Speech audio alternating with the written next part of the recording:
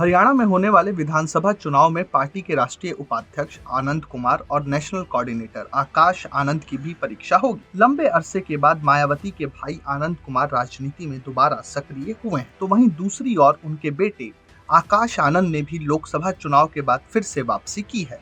हालांकि आपको बता दें कि लोकसभा चुनाव के बीच में ही मायावती ने उनको उत्तराधिकारी के पद से इसलिए हटा दिया था क्योंकि वह अपरिपक्व थे, लेकिन लोकसभा चुनाव के बाद और 60 दिनों के भीतर ही वो पता नहीं कैसे परिपक्व हो गए। खैर, ये पार्टी के अंदरूनी मामला है।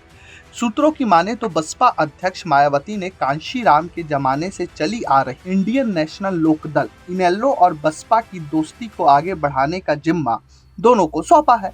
यही वजह है कि इनेलो के साथ गठबंधन की औपचारिक घोषणा भी आनंद कुमार और आकाश आनंद ने की। हरियाणा चुनाव में बसपा के 37 प्रत्याशियों के चयन का जिम्मा भी उन्हें ही सौंपा गया है। विधानसभा चुनाव के प्रचार की शुरुआत के बाद मायावती की इनेलो नेताओं के साथ संयुक्त रैलियों का खाका तैयार करने का जिम्मा भी आकाश आनंद को दिया गया है। यदि आकाश की रणनीति को सफलता मिलती है तो यूपी में उनकी सियासी पारी का आगाज हो सकता है। बता दें कि हरियाणा में बसपा के संस्थापक काशीराम चौधरी देवीलाल से मित्रता रही। पहले भी दोनों दल गठबंधन करके चुनाव लड़ चुके हैं। लोकसभा चुनाव में करारी शिकस्त के बाद बसपा को हरियाणा चुनाव से खासी उम्मीदें हैं। जानकारों की माने तो मायावती ने इसी वजह से आनंद कुमार और आकाश को हरियाणा चुनाव की कमान सौंपी है ताकि दोनों की सियासी जमीन को मजबूत किया जा सके। तो वहीं यूपी के 10 सीटों पर जो उपचुनाव होने हैं उसके लिए भी मायावती कमर कस रही है।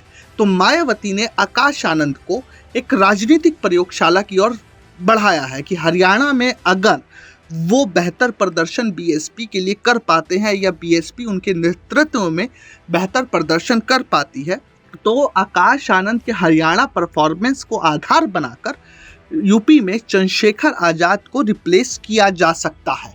चंद्रशेखर आजाद का कद, राजनीतिक कद भी, उनकी व्यवहारिकता भी और उनको लोगों के भीतर अपनाने की क्षमता भी बढ़ रही है, यानी व्यापक स्तर पर लोग उनको अपना भी रहे हैं, तो उनकी प्रासंगिकता, राजनीतिक प्रासंगिकता भी बढ़ रही है।